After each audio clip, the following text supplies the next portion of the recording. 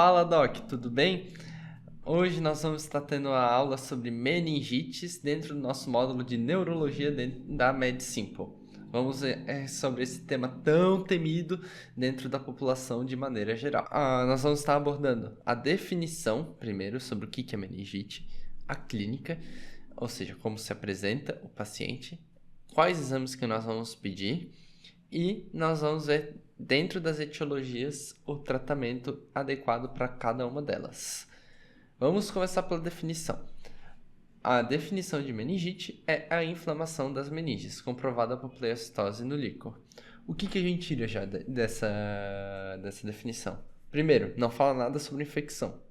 Só fala sobre inflamação. E inflamação pode ser decorrente de inúmeros processos que não infecciosos. Pleocitose, presença de células de defesa dentro do líquor. Ou seja, é um diagnóstico que a gente não pode definir só pela clínica. A gente precisa comprovação que tem mais células dentro do líquor. Então, é um diagnóstico patológico. Então, como que chega esse paciente? Essa é a questão da meningite. A gente pensa, vai estar com dor na nuca, vai ser aquele paciente que não vai conseguir mexer o pescoço direito. Talvez não. Depende muito da idade do paciente, depende muito da manifestação dos sintomas. Febre, será que sempre vai ter? A gente precisa estar bem atento a essas questões, porque meningite, a gente tem todo o conceito popular sobre quais seriam os sinais e sintomas, justamente por conta do quão temida a meningite é. Os critérios clínicos, os critérios diagnósticos não vão bem por aí. E como vocês podem ver, a clínica é muitas vezes inespecífica. Febre, vômitos, cefaleia. Se você pega um paciente na emergência que está com uma febre de 38 graus, que tem vômitos e que apresenta uma dor de cabeça, muitas vezes você não vai pensar em meningite primeiro. É por isso que a gente precisa tomar muito cuidado. A rigidez de nuca pode estar sim presente e a gente pode ter alteração de estado mental, mas a tríade nuca, febre e alteração de consciência está presente só presente em menos de 50% dos casos. Então, muito cuidado com isso. As sintomas são inespecíficos. A gente precisa de alta suspeição clínica para desconfiar de meningite. E a gente precisa estar muito com essa hipótese na nossa cabeça, pensando em diagnósticos diferenciais. Porque muitas vezes o paciente vai chegar com esses sintomas inespecíficos. E a partir desses sintomas inespecíficos, nós vamos investigar. E conforme a investigação vai progredindo, a meningite pode e deve aparecer como uma hipótese diagnóstica. O que a gente precisa avaliar? Primeiro, estado geral do paciente. A gente precisa ver se paciente com meningite, paciente que pode ficar grave e grave muito rápido. Então a gente tem que avaliar como que está esse paciente, os sinais vitais, como é que está a perfusão, se tem indícios de choque. Isso são questões bem importantes a gente avaliar. O foco da infecção. E por que eu boto foco da infecção? Porque, como vocês viram, muitas vezes a gente vai pegar esse paciente com sintomas inespecíficos. Então a gente vai começar vendo o que a gente pode fazer de triagem infecciosa. A gente pode ver pulmão, para ver se tem uma pneumonia. A gente pode ver questão da urina, para ver se tem uma infecção de trato urinário. Se os dois forem negativos, a gente já começa a coçar a cabeça e pensar, putz, pode ser. E sinais menígeos, é importante a gente pegar e verificar, importantíssimo dentro da suspeita. E sinais neurológicos também são bem importantes, porque sintoma neurológico focal, especialmente, pode constituir até mesmo complicações ou pode até afastar o diagnóstico de meningite. E atenção, dentro dos sinais menígeos, Kernig e Brudzinski, eles têm alta especificidade, legal, mas eles têm baixíssima sensibilidade. O que significa? Que quando tem, ótimo, ele tem uma grande chance de ser um quadro de meningite, mas a sensibilidade não é alta, ou seja, vai ter em poucos pacientes. Não é todo paciente que vai ter os sinais de Kernig e Brudzinski. Os diagnósticos diferenciais que a gente pode pensar, meningoencefalite. Nesse caso, a gente tem que pensar principalmente dentro da das questões virais, que a gente tem que fazer o diagnóstico diferencial. Hemorragia subaracnoide, sim, porque os sinais meninges se dão pela irritação da meninge. E pensa que ali nas meninges vai estar habitualmente passando líquor, não sangue. Então, o sangue é uma substância estranha e isso vai gerar irritação. Epilepsia pode ser um diagnóstico diferencial de meningite, porque a gente pode ter sintomas neurológicos, a gente pode ter convulsões e outras infecções agudas. E isso foi uma colocação minha, porque, que nem eu disse, esse paciente chega como, muitas vezes, como um paciente que está ali com uma febre, não tem nenhum sintoma específico, não consegue rastrear o que tem de doente. E daí? O que você faz? Você manda um paciente que está visivelmente mal, mas que não tem um foco infeccioso específico para casa? Não, você precisa desconfiar de meningite. Quais são os exames a serem solicitados na desconfiança? Hemograma, com certeza. Hemo e urocultura. Urocultura, principalmente pensando nas triagens infecciosas, né? Pensando principalmente uma febre sem sinais localizatórios, como a gente tem na pediatria, por exemplo, a gente pede urocultura. A gente pode pedir o PCR para pneumococo e meningococo, que já vamos ver, são micro-organismos que podem estar associados. Nós podemos pedir glicose, devemos pedir glicose. Vocês vão ver depois, mas a glicose é fundamental para a questão diagnóstica. Lactato e procalcitonina são importantes também de serem solicitados se nós suspeitamos de choque. E dentro disso, a gente tem todos os outros exames que nós solicitamos em caso de choque. Ureia, creatinina, eletrólitos, os laboratórios, né?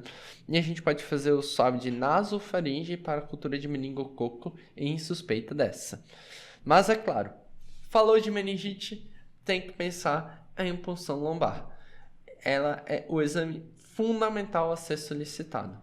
E nós vamos fazer remoção de 15 ml e lembrem-se, a gente tem que armazenar a amostra porque ela pode ser usada a posteriori para determinados testes. A gente vai verificar dentro da punção lombar a pressão de abertura, isso é, quando você bota a agulha ali, o êmbolo é empurrado. Isso pode indicar uma hipertensão dentro do sistema nervoso central. Então, é importante quando colocar já observar quanto que o êmbolo é empurrado. A glicose é fundamental. Pedimos glicose tanto no líquor quanto no plasma. A gente pode já imaginar que vai ter alguma comparação entre os dois. Então, nós temos também que pedir a proteína, o lactato, se nós suspeitarmos de choque. Contagem de células é fundamental. Microscopia, a cultura não pode faltar. E o PCR também a gente pode pedir para determinadas etiologias suspeitas da meningite. Porém, existem algumas contraindicações para punção lombar.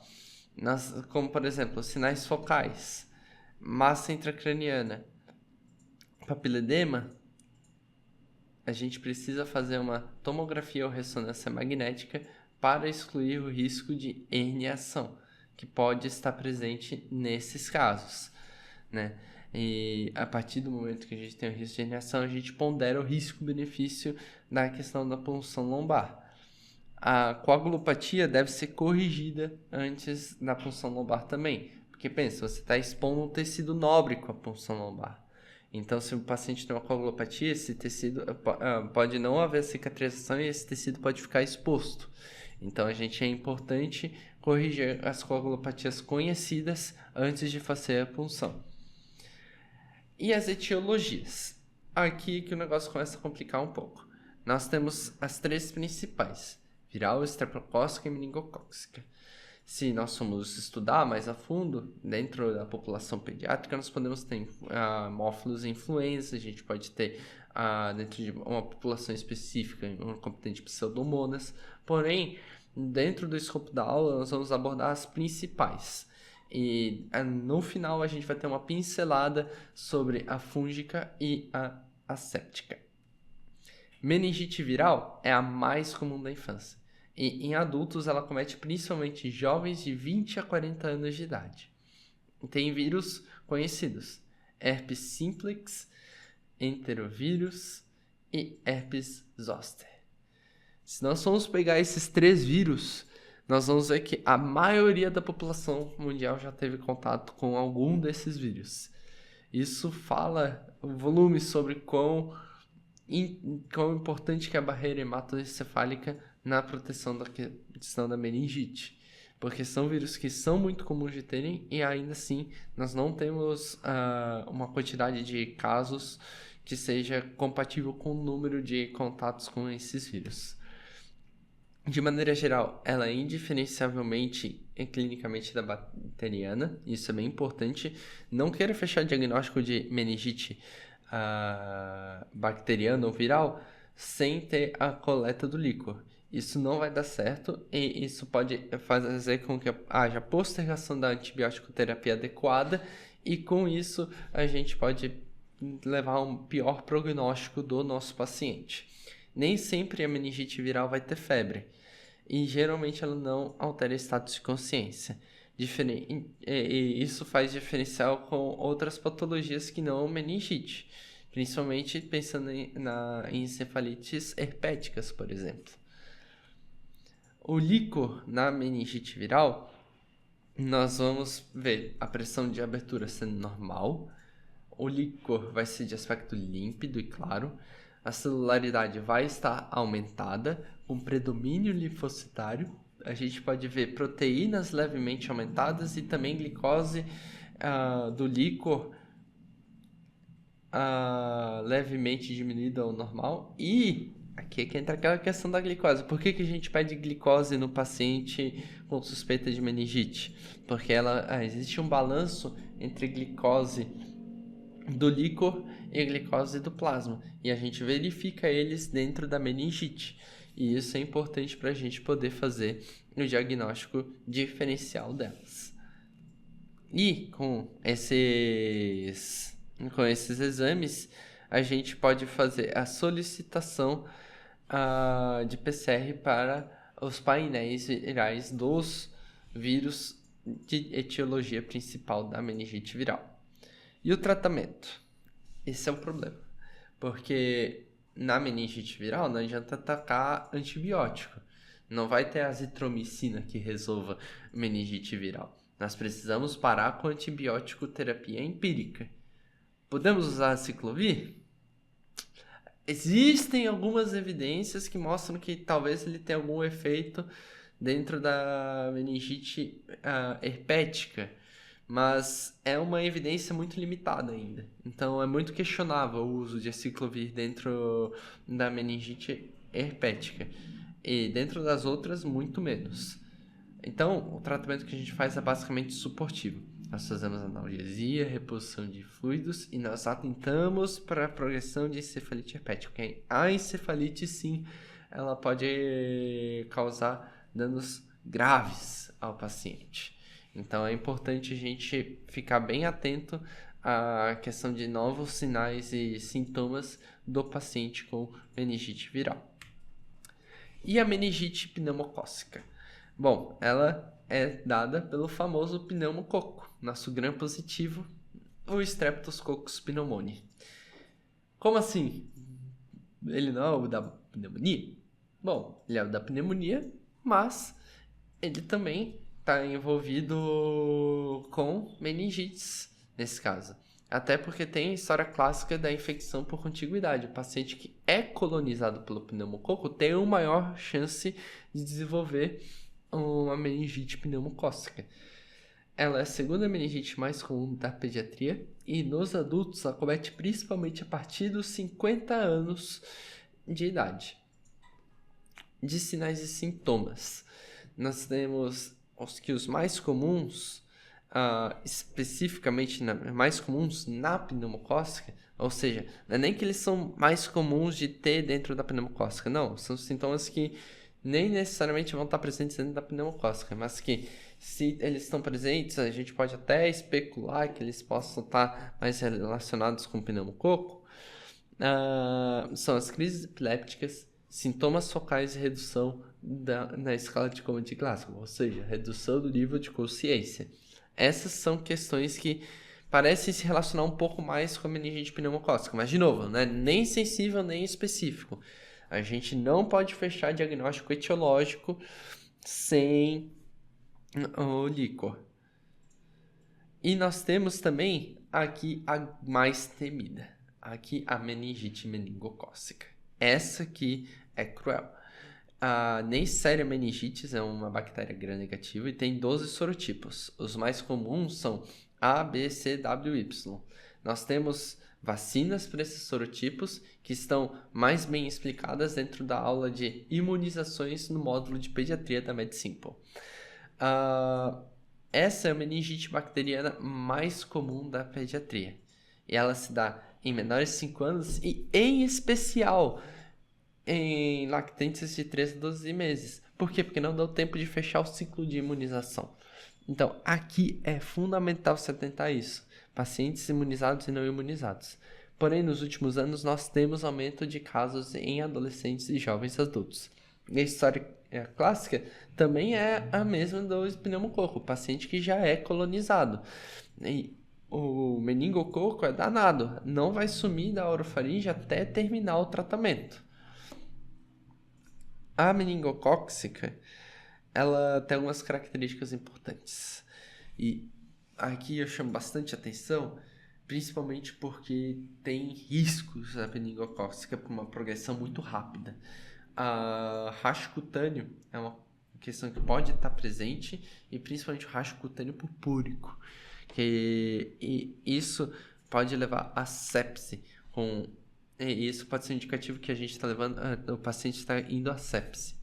Esses pacientes são graves. Esses pacientes você não pode botar no corredor do lado e esperar que é para ver depois num outro momento que der, porque eles evoluem rápido. A gente precisa pegar e ficar com o olho atento nesses pacientes. O risco de sepse é alto e nós podemos ter hipotensão, alteração de estado mental, racho purpúrico, petequial, e isso é rápido. E por que a gente pode ter isquemia de pele e membros? Por conta da hipercoagulabilidade que pode estar presente nesses casos, os êmbolos arteriais que podem ser emitidos. E isso leva até mesmo à amputação de membros. Muitos pacientes da doença meningocócica, eles vão ter amputações de membros justamente por conta da isquemia que pode levar à necrose. Então essa aqui é uma doença bem cruel, se for o caso de uma doença meningocócica. A gente pode ter até mesmo doença renal aguda nesse caso. E o curioso é que nesses casos de um quadro sistêmico e não um quadro propriamente neurológico, a função neurológica ela vai ficar ok até o finalzinho do quadro. Então, é isso que engana. Então, a gente precisa ficar muito atento. É uma meningite meningocócica? E se é uma meningite meningocócica, tem meningococcemia associada? Isso é uma coisa que a gente precisa ficar atento. Esses pacientes aqui a gente não brinca. Esses pacientes a gente mantém internados e cuida deles com muito carinho. Tá, e o líquor? No caso da meningite bacteriana, qual seja a etiologia que for, nós vamos ter, de maneira geral, os mesmos achados.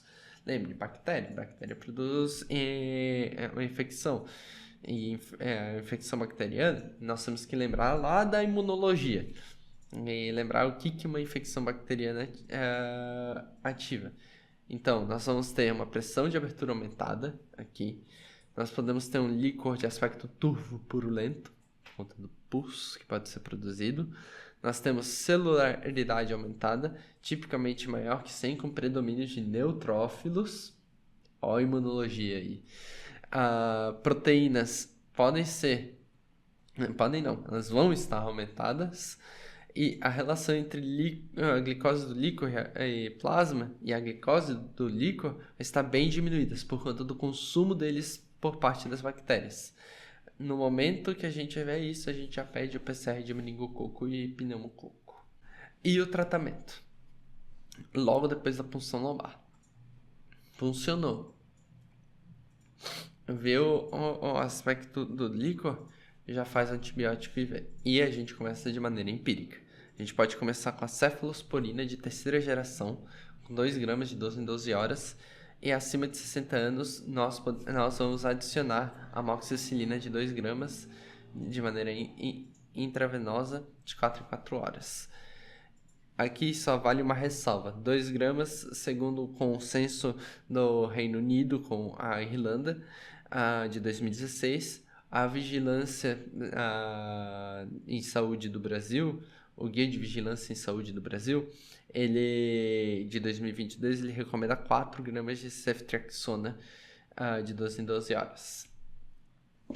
No caso da meningite bacteriana, o tratamento para o meningococo, segundo esse guia de vigilância epidemiológica do Brasil, né, nós temos ceftriaxona de 2 gramas de 12 em 12 horas por 7 dias, e para o pneumococo nós podemos ter ceftriaxona de 4 gramas de 12 em 12 horas por 7 dias.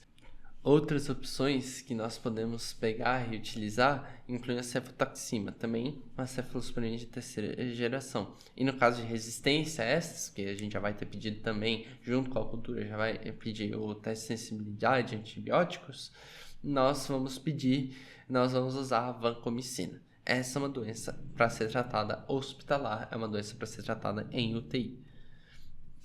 No caso da meningite bacteriana, nós ainda podemos lançar mão da quimioprofilaxia. Casos secundários são aqueles casos que adoecem 24 horas após o contato com o caso primário. Essa é a definição. Contatos próximos são moradores do próprio domicílio. A gente também faz profilaxia no próprio paciente e profissionais de saúde que fazem procedimentos invasivos sem EPI. Nesses casos, nós podemos fazer a seguinte escolha de drogas, como a rifampicina, que ela pode ser utilizada tanto para crianças quanto para adultos. Nós só precisamos calcular a dose conforme o quilo do paciente. Também podemos usar ceftriaxona ou ciprofloxacino em dose única. Beleza. E a meningite fúngica? A meningite fúngica é uma outra etiologia que também pode estar presente, ela é menos comum na população em geral, mas se o seu paciente for imunocomprometido, não deixe de pensar nela. Só que ela cursa de uma maneira um pouquinho diferente. Não é aquele curso que dá o pico rapidamente. Curso que vai gradualmente deteriorando o quadro. Ela geralmente não tem tanta febre quanto nos casos da meningite bacteriana. Só que aqui a gente tem alteração de estado mental. O curso da terapia ele é um pouquinho maior. Muitas vezes a gente não vai usar só um medicamento para tratar ali. A gente vai fazer uma terapia de indução, consolidação, manutenção e da terapia antifúngica. E é importante a gente usar o antifúngico adequado para a etiologia da infecção. Então, a gente não usa um antifúngico de maneira geral, a gente usa um determinado para etiologia. E nós temos também a meningite asséptica, que é toda a meningite com inflamação, né, no caso das meninges, comprovada pela pleuriostose no líquor, com cultura negativa. Voltamos para a definição. Por que é importante entender a definição de meningite? Porque se a cultura vem negativa, a gente está diante de uma meningite asséptica. E isso é importante porque meningite viral é uma meningite asséptica. Ela vem com cultura negativa. Então, pela definição, meningite viral é meningite asséptica. Porém, não necessariamente é uma etiologia infecciosa. Lembre-se, a meningite nada mais é do que inflamação das meninges. Isso pode ser por doenças autoimunes, pode ser por outras drogas. Então é importante se lembrar da definição, porque ela nos ajuda a guiar acerca do que pode estar acontecendo com o nosso paciente. E nós podemos ter algumas complicações. Nós podemos ter empiema subdural, como a complicação da meningite, que nós pensamos quando nós temos uma febre persistente. Nesse caso, nós pedimos uma tomografia de contraste e uma opinião neurocirúrgica. Crises epilépticas, nós desconfiamos de movimentos anormais e a partir desse momento nós podemos lançar mão de um eletroencefalograma. Hidrocefalia pode estar presente quando a gente tenha diminuição de consciência e daí vale a pena lançar mão de uma imagem. E a trombose do seio venoso central, com sintomas focais, diminuição da consciência e não melhora do paciente após o tratamento, nós podemos fazer o venograma por ressonância magnética. E claro, nós temos que lembrar, choque é uma complicação importante dentro da meningite e o óbito também. Então essa aqui não é uma doença que se brinca, essa aqui é uma doença séria, que nós precisamos abordar com a seriedade necessária, porque ela complica e ela complica pra valer. E aqui nós temos a famosa regra dos 5-50-50, que são um macete para a gente ter em mente os valores de líquor que a gente pode usar para ter rapidamente. Lógico, vai ter uma variação de acordo com o laboratório, mas de maneira geral nós temos no máximo 5 células, no máximo 50 mg por decilitro de proteína, pelo menos 50 mg por decilitro de glicose. Qualquer valor que esteja alterado em relação a isso, nós podemos pensar em alguma outra, nós podemos pensar na etiologia bacteriana ou viral da meningite. Então, de maneira geral, líquor, o que ele vai mostrar?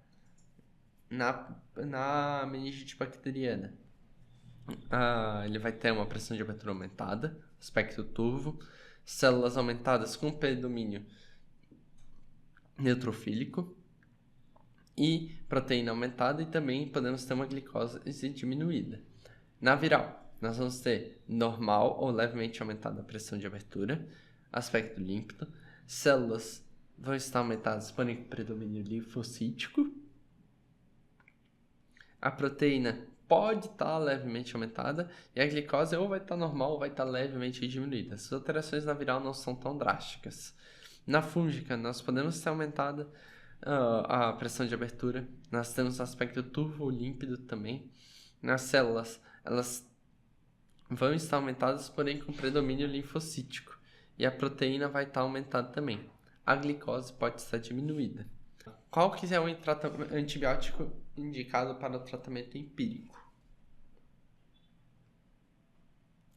Ceftriaxone. Essa é uma questão que é bem importante a gente ter em mente, porque ceftriaxone é um antibiótico de penetração dentro do sistema nervoso central. Então, lembre-se sempre do ceftriaxone. Pensou em neuro, pensou em ceftriaxone. Quando que a gente faz a punção lombar? Imediatamente na suspeita de meningite. Mas é importante a gente atentar para fazer as correções relativas às contraindicações.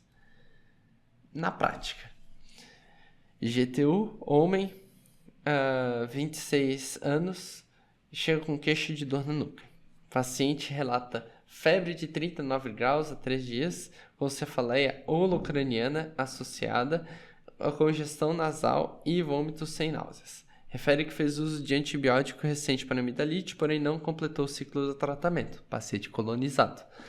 Refere prostração e inapetência associados, nega outros sintomas. História mórbida pregressa, asma. Exame físico. Regular estado geral. Glasgow de 15, corado hidratado. Temperatura axilar de 39,7.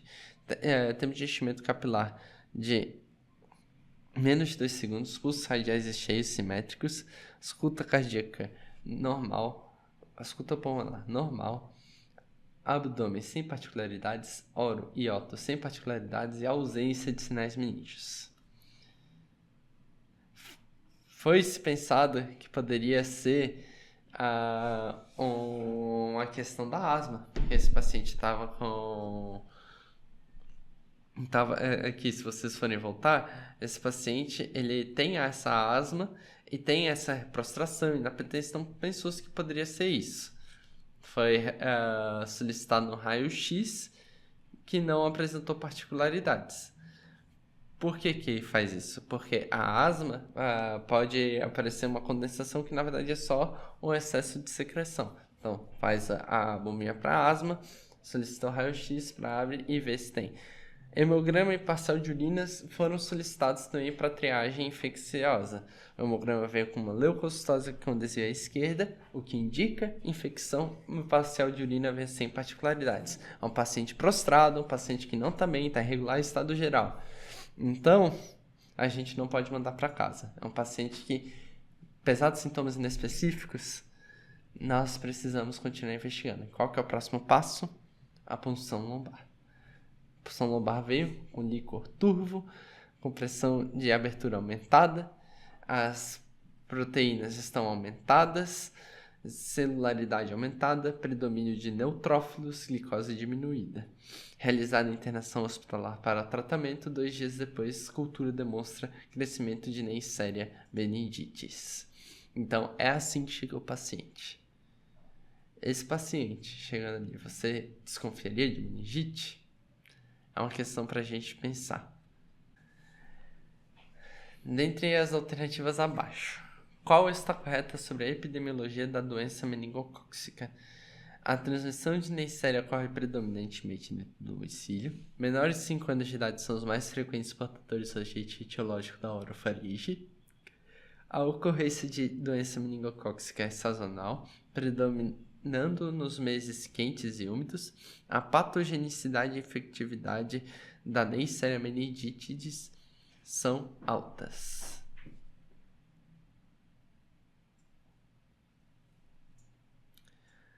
E a certa é: a transmissão de Neisseria ocorre predominantemente dentro do domicílio. E isso aqui é importante a gente ter em mente. Okay? Muitas vezes o que acontece é o irmãozinho, um pouquinho mais velho, 7 anos, que pode ser portador, nunca desenvolveu nada, vai para casa com o bichinho e tem a criança lá de 3 meses que não foi vacinada ainda. Ele vai lá e dá um beijo nessa criança. Isso é importante da gente lembrar, que a transmissão de Neisseria ocorre predominantemente dentro do domicílio. Então, de maneira geral, vamos para o resumo da aula. A meningite ainda existe e a gente tem que ficar atento principalmente em crianças menores de 5 anos e imunocomprometidos. O seu diagnóstico exige alta suspeição clínica. O paciente muitas vezes vai vir com uma queixa inespecífica e a gente precisa ter isso em mente para poder lembrar da possibilidade de ser uma meningite. O tratamento com antibiótico não deve ser adiado pela confirmação etiológica. Tem suspeita de meningite, funcionou, viu que tem um líquor com aspecto ruim, a gente entra com antibiótico. E a meningococcemia não necessariamente ocorre com sinais neurológicos. Isso é importante para a gente lembrar de uma doença grave que pode estar relacionada também com o meningococo. Essas são as referências. Muito obrigado pela atenção de vocês.